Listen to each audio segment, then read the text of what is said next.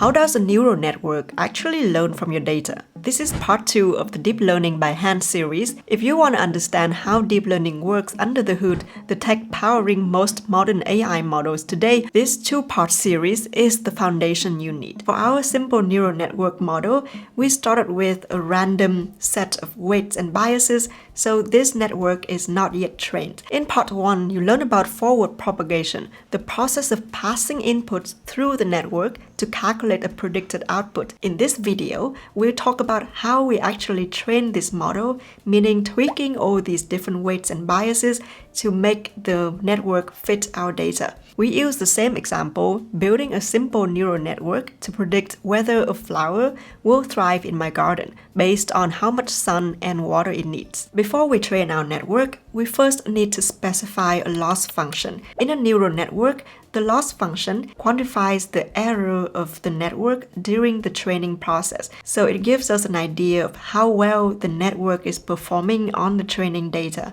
And so training a network is essentially trying to minimize its loss. In our case, where we want to predict the outcomes of our flowers, this is a classification machine learning model. Or more specifically, this is a binary classification model where we are predicting only 2 possible outcomes, 0 or 1. 0 means not thrive in my garden and 1 means thrive in my garden. So in our case, our simple neural network model will output the predicted probability for a flower to thrive in my garden.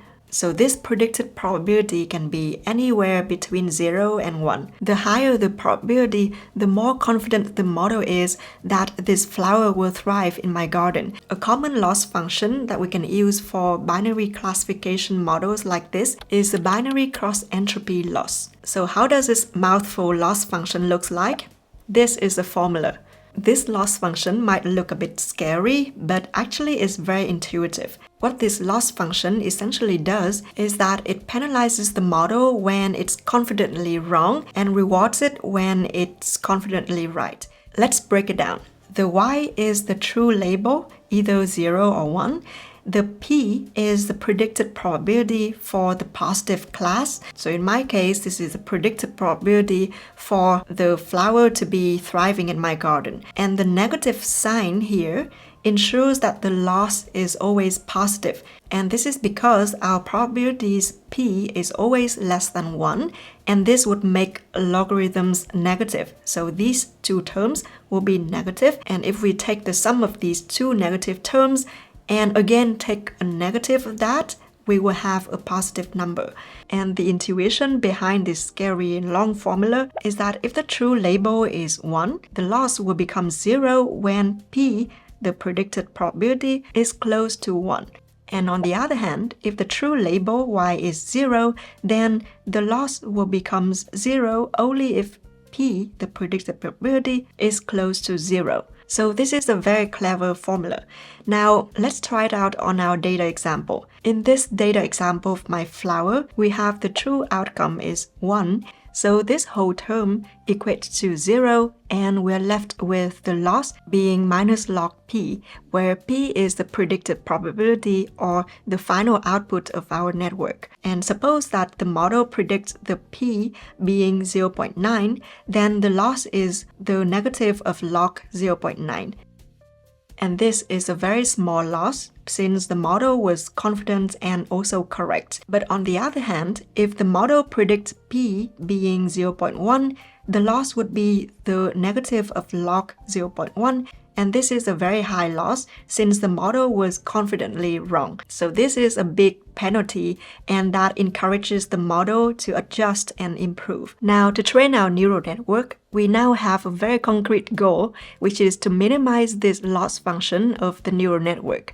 We know that we can change the network's weights and biases or the parameters to influence its predictions. But how do we do so in a way that decreases loss and improves the network as a result? This is where we start using backpropagation and the gradient descent algorithm. For this, we'll be using a bit of multivariable calculus, so if you're not comfortable with the math, feel free to skip over the math calculation part. But one thing I've learned is never underestimate your intelligence. I'll try to explain everything in the most simple way I can, so I beg you to give it a shot, and I promise it will be worth it. For simplicity, let's pretend that we only have flower A in our dataset. So our data has only one data example. If you remember in the last lesson, we already calculated the feed forward for this flower using random weights and biases, so we have the Y predicted for this flower is 0.7576. Now the question is,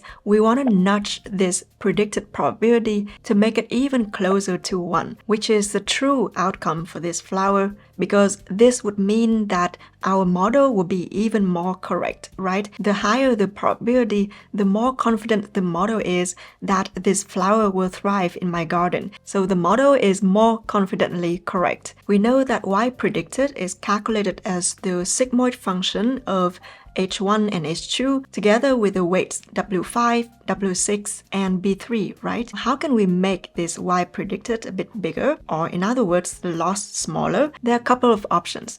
First, we can try to change B3, which is the bias term on the output layer. The second option is to change W5 and W6. And third, we can also change H1 and H2, which are the two hidden neurons in the middle. However, this is not very straightforward because H1 and H2 are again the outputs of X1 and X2, which can be calculated like this. And so H1 and H2 also depend on the weights and biases of the previous layer. So this makes it a little bit tricky. All in all, what it means is that the loss depends on all the parameters, including the weights and the biases in the neural network. So we can write loss as the multivariable function of all these weights and biases. Now imagine we want to tweak the parameter W1. How would loss L change if we changed W1? That is the question that partial derivative can answer. So in case your math is rusty and you might be thinking, what the heck is the derivative? The derivative is a mathematical tool that essentially quantifies how much a function's output changes if we change its input. Visually speaking, if we draw the graph of a function called fx and draw a tangent line to that graph at a particular point, then the slope of the tangent line is equal to the derivative of the function at that point. If the derivative of the function is positive, that means the function increases if x increases. If the derivative of the function is negative for a certain value of x, that means that the function decreases if x increases. And if the derivative of the function is 0, that means that the function is at one of the minimum or maximum values. Let's keep this in mind because we are going to need it later.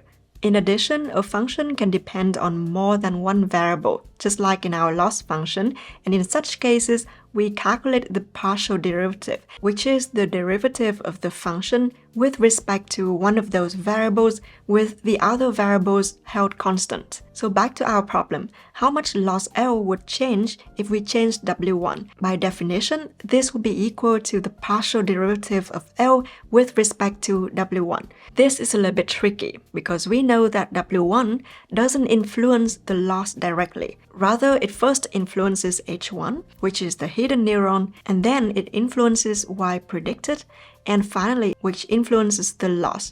This means we are dealing with a function within a function here. Luckily, in calculus, we have a convenient tool called the chain rule. Think of the chain rule as dealing with clothing layers. Imagine you are dressing up to go out. First, you put on some kind of like t-shirt, and then you put on your sweater, and then you put on a jacket as an outer layer. If you want to understand how adjusting your shirt would affect the overall look, then you have to think about how all these different layers interact. So the chain rule helps us calculate how the changes in the initial step affect the final outcome, taking into account all the intermediate layers in between and how they interact with each other. Using the chain rule, we can rewrite this term as the partial derivative of L with respect to Y predicted times the partial derivative of Y predicted with respect to W1. And then for this second term, we will rewrite it pulling back one layer and rewrite this as partial derivative of y predicted with respect to h1 times the partial derivative of h1 with respect to w1. So this is what we call chain rule. This is pretty cool, right? In neural network, this system of calculating partial derivatives by working backwards is known as backpropagation or backprop. Okay, it was a lot of math and jargons. It's alright if you feel a little bit confused at this point. Let's do an example to see how it works. We're going to continue pretending that we have only this one example in our dataset. So x1 is 1 and x2 is 0.3, and let's also initialize all the weights and biases like we did before. We have also calculated the h1 and h2 in the feed-forward calculation from the last video. So h1 is this.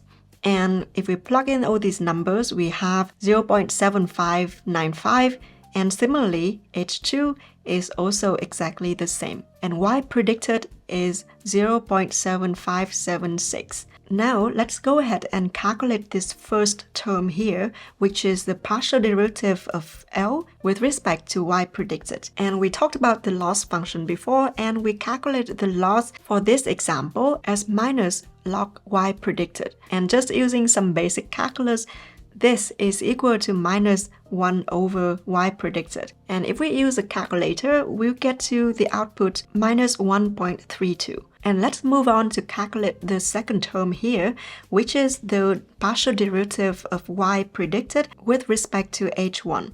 And we know that the Y predicted is equal to the sigmoid of this term. And in this case, we can treat W5 as the constant because we only care about H1 changing. So we can write this as W5 times the derivative of this whole function. And if we plug in the actual number, this sum will be equal to 1.1393. The f function here is the sigmoid function with this formula.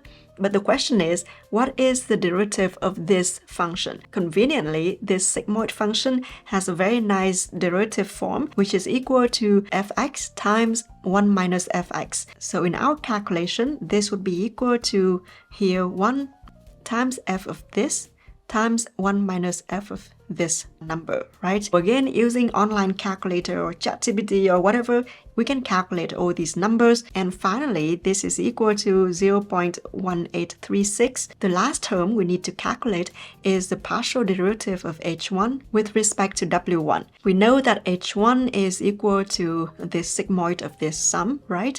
So this partial derivative term will be equal to x1 times the derivative of this sigmoid function. And if we plug in the actual numbers, we will have x1 equals to 1 multiplied with the derivative of this term, and then we'll have 1 times the derivative of 1.15, and again we can apply the formula for calculating the sigmoid, the derivative of the sigmoid function. We will have 1 times the f of 1.15 times 1 minus the f of 1.15, and we calculate the final output, which is equal to 1.1827. Now that was a lot of calculation, but we are there. We can just plug in all these three numbers that we have calculated and get back the partial derivative of loss with respect to W1, which is minus 1.1841. And the minus here means that if we increase W1, the loss would decrease by a little bit. Now we have all the tools to train our neural network now. We now use an optimization algorithm called stochastic gradient descent. This is just one of the many flavors in the gradient descent algorithm. Let me show you how it works. The gradient descent algorithm tells us how to change our weights and biases to minimize loss. It's basically just this update equation. We'll update, for example, W1 by subtracting the partial derivative of the loss with respect to W1 multiplied by a constant alpha called the learning rate that controls how fast we train our network. The intuition is quite simple. Suppose the loss function looks like this. On the x-axis, we have W1, and on the y-axis, we have the loss. And the intuition behind the gradient descent algorithm is that if the partial derivative of L with respect to W1 is positive, then we want to decrease the W1 because this would make the loss decrease. So that's why we are subtracting this positive number from the W1. On the other hand, if the derivative is negative, then we want to increase the W1, which will make the loss decrease. So we do this by subtracting a negative number from W1. So that means we are increasing the W1. And if we do this for all the weights and biases in our network, gradually the loss would decrease. With stochastic gradient descent, stochastic basically means random in simple English, and stochastic gradient descent means that we choose a single random data example at a time in the learning process. So the training process with stochastic gradient descent looks like this. First, we choose one example from our dataset, and this is what makes it stochastic, and we will operate on one example at a time. Next, we'll calculate all the partial derivatives of loss with respect to weights and biases. For example, partial derivative of the loss with respect to W1, W2, etc. And once we have these partial derivatives, we'll update all these weights and biases to make the loss lower using this equation. And then we just go back to step 1 and choose another example and do the feed forward and then backprop and then update the weights and biases. When we are done looking at all the examples in our dataset, we can iterate this whole thing multiple times. And this is also called epochs, so the number of iterations you do on the whole dataset. This is the basic idea behind stochastic gradient descent and also gradient descent in general. With gradient descent, we look at all the data examples at a time for each epoch or each iteration. So it's a lot more computationally expensive because we will have to calculate the loss on all the data examples and sum them up together. So each time you have to calculate so much more than what you do with stochastic gradient descent, where you only look at one data example at a time. This is really the core of neural networks and deep learning. If you enjoyed this video, I think you'll like this video right here, where I explain another important deep learning and AI concept called text embeddings. So check it out and I'll see you there.